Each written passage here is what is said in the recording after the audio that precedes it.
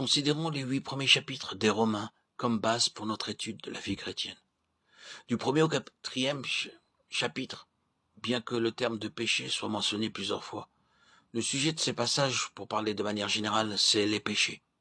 Dans les chapitres 5 à 8, c'est le contraire que nous constatons. Alors que les péchés se trouvent plusieurs fois mentionnés, l'accent est mis sur le péché. Dans la première partie, il est question des péchés que j'ai commis devant Dieu, et dans la seconde, il s'agit de la découverte du principe du péché agissant en moi. J'ai besoin d'être pardonné de mes péchés, mais j'ai aussi besoin d'être délivré de la puissance du péché. L'Épître aux Romains ne nous enseigne pas que nous sommes des pécheurs parce que nous commettons des péchés, mais que nous péchons parce que nous sommes pécheurs. Nous sommes pécheurs à cause de notre nature, et non pas seulement à cause de ce que nous faisons. Cela est déclaré dans Romains 5, 19.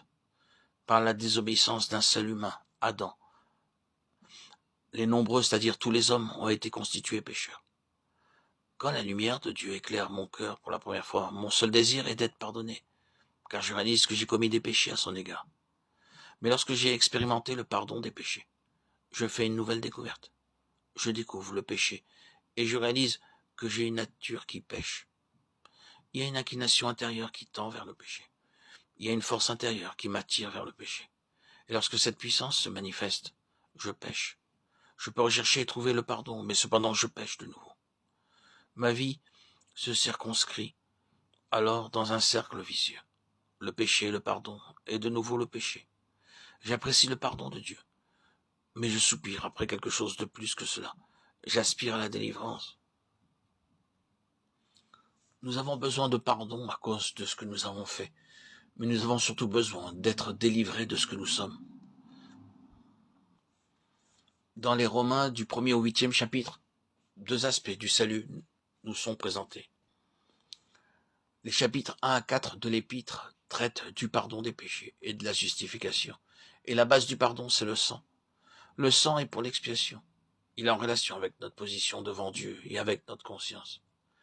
Il y a une certaine confusion concernant le rôle et la sphère d'opération du sang. On entend souvent la prière suivante. Seigneur, lave mon cœur de tout péché par ton sang. Le sang est pour Dieu. Il a un caractère objectif. Il purifie la conscience et non pas le cœur.